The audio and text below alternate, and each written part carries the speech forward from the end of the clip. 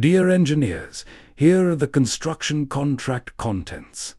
When drafting a construction contract, it's essential to include specific components to ensure clarity and protect the interests of all parties involved.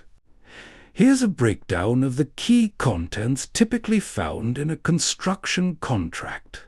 Owner's introduction. Parties involved. Names and addresses of the owner and contractor, considering the email address for each party. Project description. A brief overview of the project, location, type of construction. 2. Scope of work. Detailed description. Comprehensive outline of the work to be performed.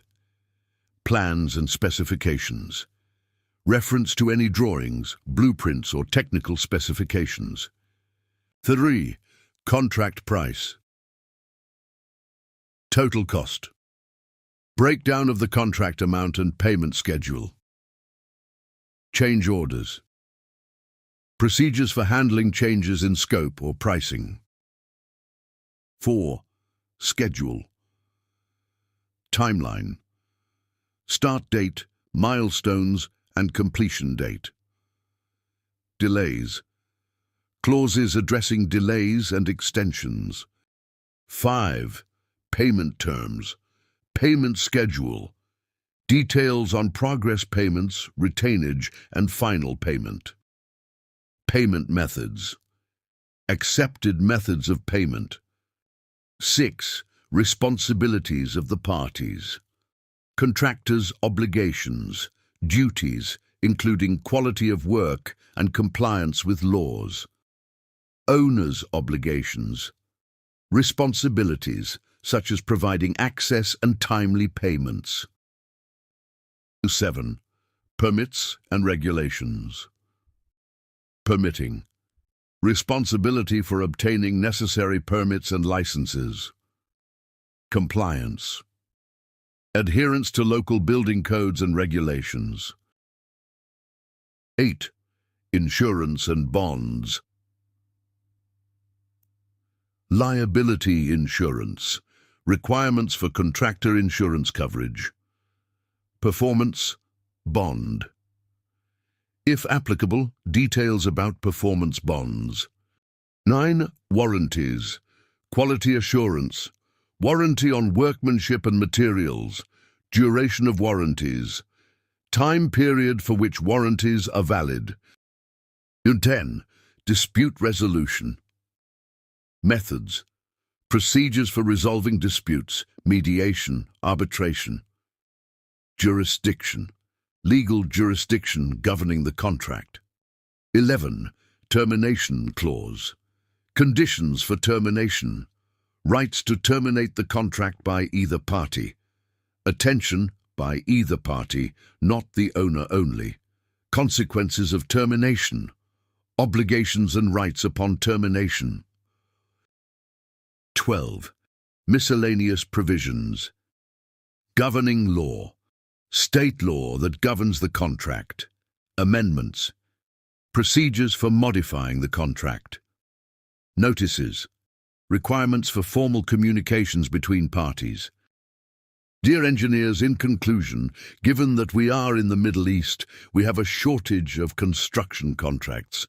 This is a fact, contrary to the law, and the deficiency lies in the fact that contracts should be equitable.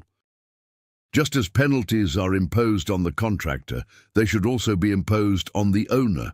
For example, and this is not an exhaustive list, delays in payments and handing over of the entire works or the project, and poor coordination are not addressed in Middle Eastern contracts, making them contracts of adhesion. Administrative bodies must amend contracts to ensure equal contractual rights and obligations for all parties involved. Many projects falter due to the owner's dominance over the contractor, stemming from an initial imbalance in the contract between the two parties.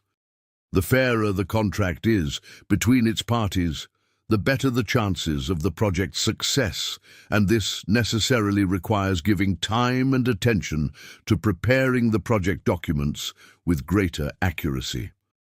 The accuracy of contract document preparation necessitates the application of value engineering during the preliminary design phase to ensure that designers have standards for producing designs that precisely define the structure's function.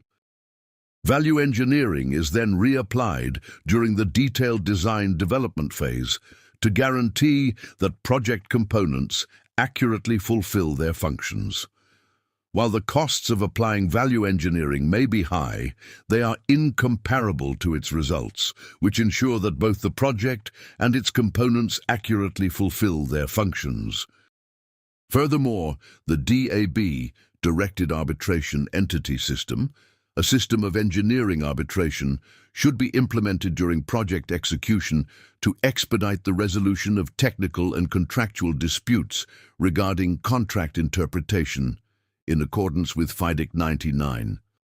While this system may not be suitable for administrative or governmental bodies, a state-represented arbitration entity can be established to resolve disputes in projects where the government is a party.